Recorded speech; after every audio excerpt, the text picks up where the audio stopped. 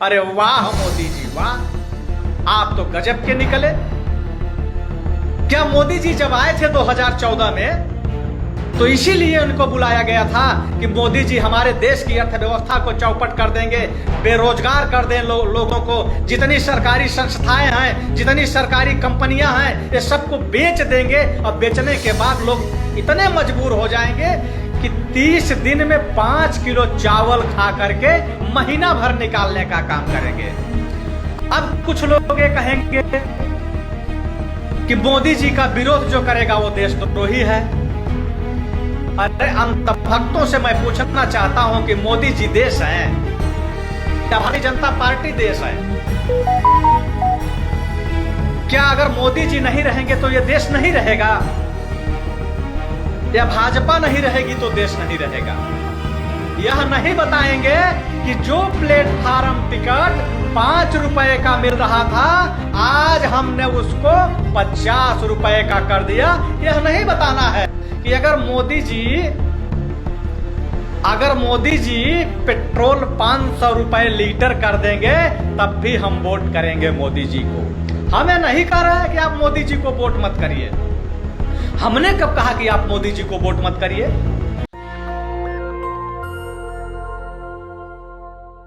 के सभी क्रांतिकारी नौजवान साथियों को राजेश्वर यादव का प्रणाम।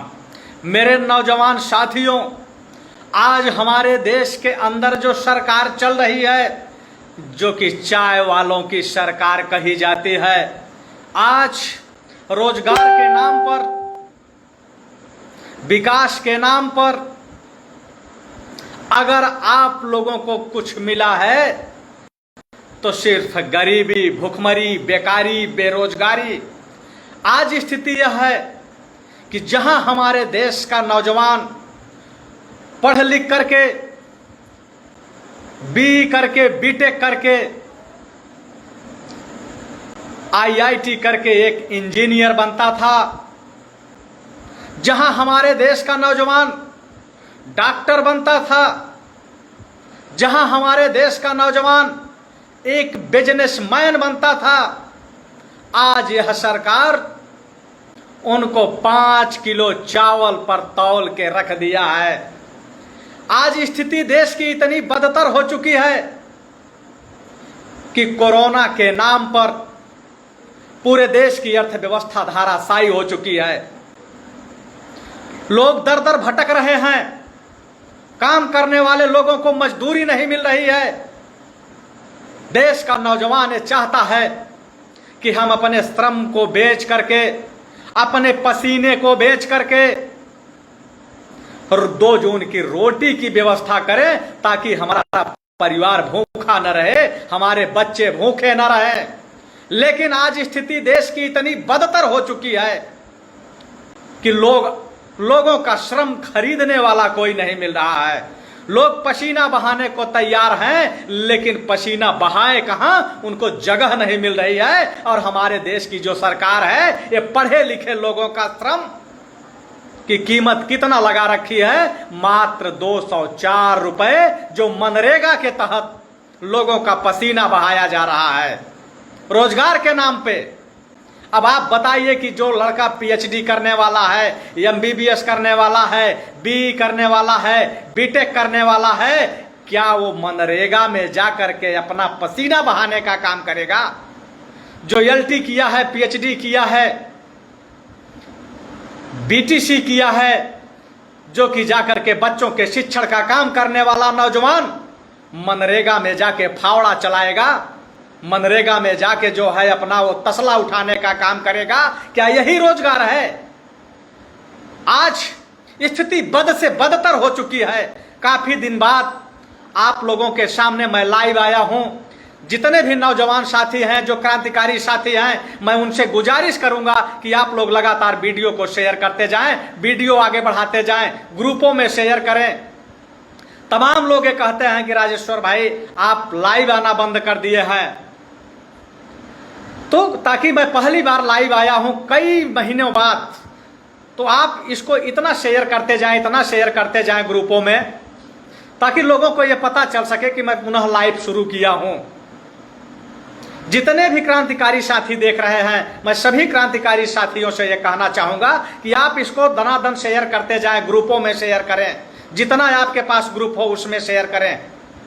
ग्रुपों में शेयर करने के लिए चलते हुए वीडियो को आप क्लिक करें, जैसे ही क्लिक करेंगे आप देखेंगे राइट साइड में 3 मुंडी बनी होगी, अंध भक्त, गंध भक्त और गोबर भक्तों की। उस मुंडी को जैसे ही क्लिक करेंगे ग्रुप आएगा और ग्रुपों में आप शेयर करते चले जाएं। आज स्थिति यह है कि आप 5 किलो चावल पे, एक दिन मैं शहर से निकल रहा था, पेट्रोल पंप के पास जब पहुंचा तो वहां पेट्रोल पंप के पास हमने देखा तो वहां बहुत बड़ी तस्वीर, जितना कि पेट्रोल पंप की दीवार थी उतनी बड़ी तस्वीर लगी हुई थी चाय वाले की, हमारे जो है आदरणीय प्रधानमंत्री जी की, जो अपने आप कहते हैं कि मैं चाय वाला हूं।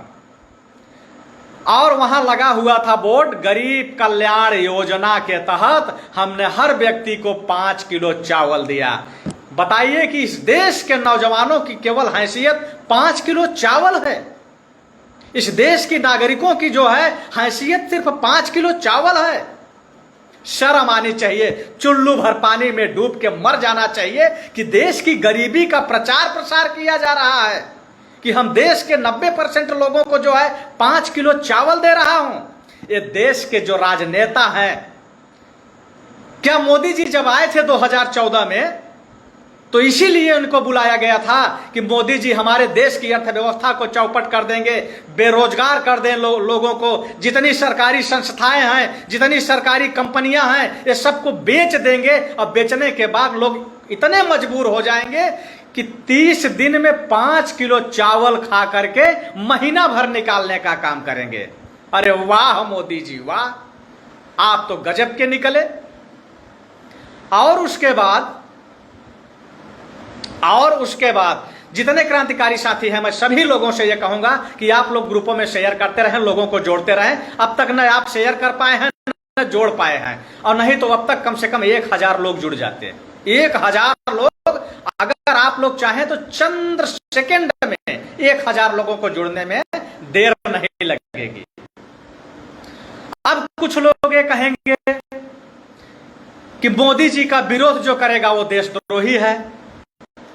अरे अंधभक्तों से मैं पूछना चाहता हूं कि मोदी जी देश हैं या भारतीय जनता पार्टी देश है?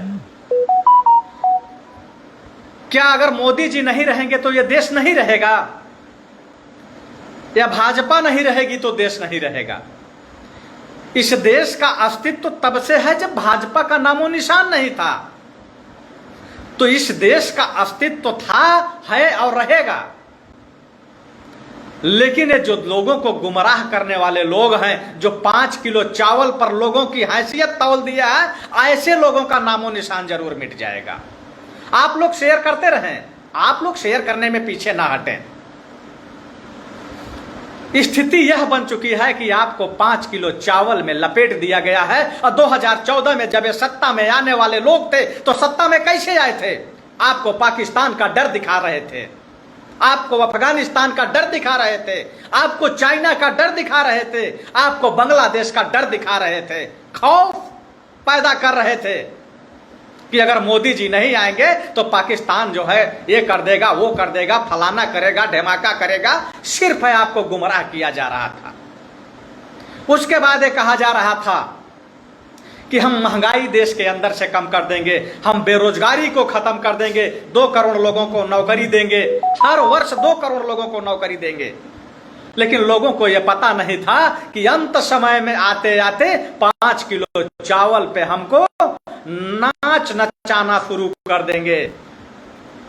ये 5 किलो चावल पे आज देश की स्थिति इतनी बदतर क्यों हो गई पता है आपको? कि आज लोग 5 किलो चावल देकर के ढिढोरा पीट रहे हैं विकास का।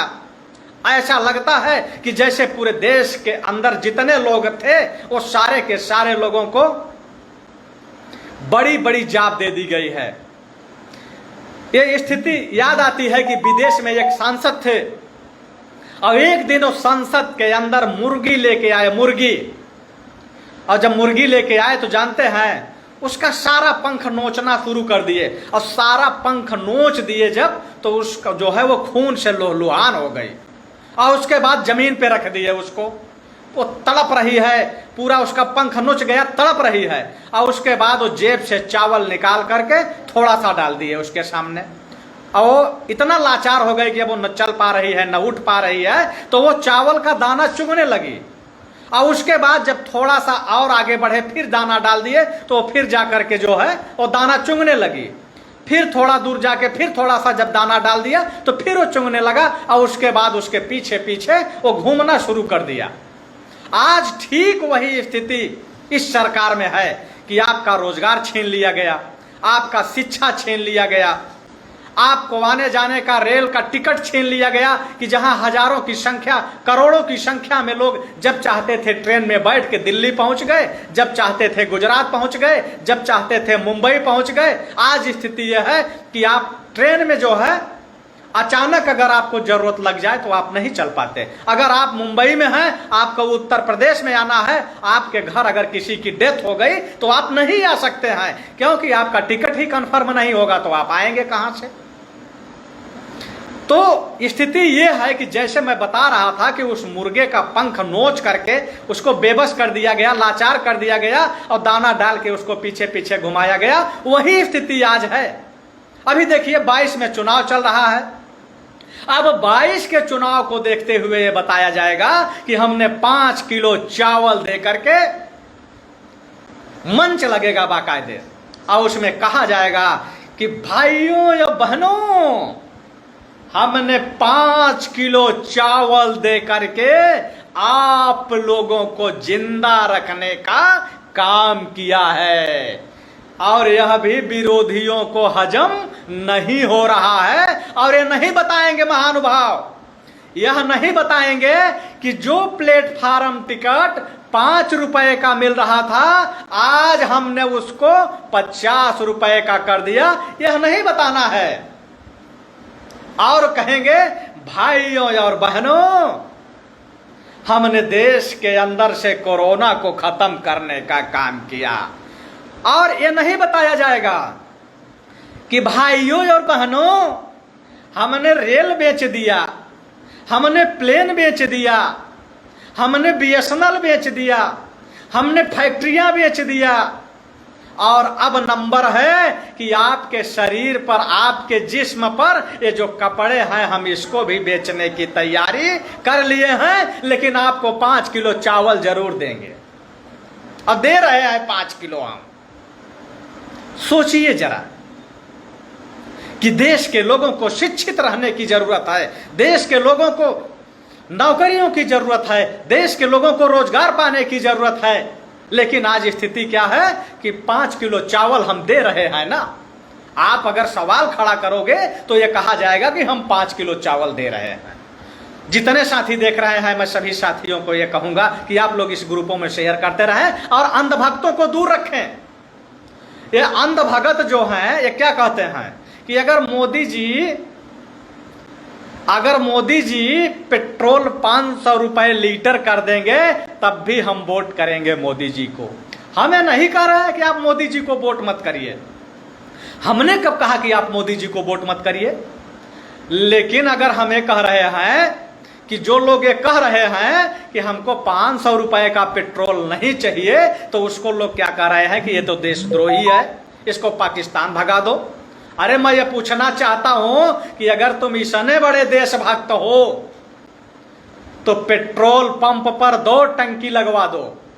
एक मशीन पर 500 रुपए लीटर का पेट्रोल बिके और दूसरे पर 50 रुपए लीटर का पेट्रोल बिके, तो तुम्हारी कितनी देशभक्ति है, कितनी बड़ी देशभक्ति है, उसका पता चल जाएगा कि तुम 500 रुपए लीटर वाली पेट्रोल भरवाने जाते हो कि 50 रुपए वाली भरवाओगे। यह अंधभगत की स्थिति यह है कि कहेंगे कि मोदी जी ने तो गैस दिया, मोदी जी ने तो गैस दिया, ये मानता हूं मैं। लेकिन जो गैस 400 रुपए में कभी मिलती थी, आज 1000 रुपए में भरी जा रही है। और हमारे मोदी जी क्या कहते हैं कि नाले से गैस जो निकलती है उससे भी खाना बन सकता है, नाले की गैस भरा लो। अंधभगत खुश, लेकिन आज तक बेचारे जो है नाले की भी गैस नहीं भरा पाए। और जब लोग सवाल खड़ा किए कि देश के अंदर ऑक्सीजन की कमी है, ऑक्सीजन की कमी से लोग मर रहे हैं, तो हमारे मोदी जी ने क्या कहा जानते हैं? कि बतख से गैस निकलती है, ऑक्सीजन बतख देती है। तो स्थिति यह है, अंधभगत तो आत्मनिर्भर हो गए हैं। हमारे मोदी जी ने कहा था ना कि आत्मनिर्भर बनो, तो अंधभगत कैसे आत्मनिर्भर हुए हैं पता है आपको? कि अगर इनका गैस जब खत्म हो जाता है तो गैस उसको पिछवाड़े रख देते हैं, और उसके बाद गैस भराने की इनकी हैसियत नहीं है, टन्नू हलवाई की दुकान पे जाके बैठ जाते हैं। और टन्नू हलवाई की दुकान पे बैठ के 5 घंटे 6 घंटे इंतजार करते हैं कि कोई अगर रिश्तेदार आ जाता तो अगर वो 2 समोसे खाता तो 2 हमको भी खिला देता, और जब कोई आया तो खाया तो खिला दिया, नहीं तो बेचारे भूखे पेट भजन गाते रहते हैं। और ये जो कहते हैं कि पेट्रोल की कीमत 500 हो जाए तब भी हम फलाने के साथ हैं, उनकी स्थिति ये है कि इनकी गाड़ी कोने में खड़ी है या पेट्रोल पंप के किनारे ये खड़े होके देखते हैं कि कोई बाइक में अपना तेल भरा के निकले तो ये हाथ मार देते हैं कि भैया थोड़ा सा लिफ्ट दे दीजिए 2 किलोमीटर, हम भी चलेंगे, जेब में 10 रुपए नहीं है, अब बात करेंगे 500 रुपए लीटर अगर पेट्रोल हो जाए तब भी हम फलाने के साथ। ये इनकी स्थिति है। नेशनल दस्तक की आपसे गुजारिश है कि अगर इसको बचाना चाहते हैं तो नेशनल दस्तक को सब्सक्राइब करने के लिए रेड कलर के सब्सक्राइब बटन को दबाएं, फिर बेल आइकन की घंटी दबाएं। नेशनल दस्तक को बचाने के लिए बहुत जरूरी है कि हर खबर को शेयर करें, लाइक करें, कमेंट जरूर करें।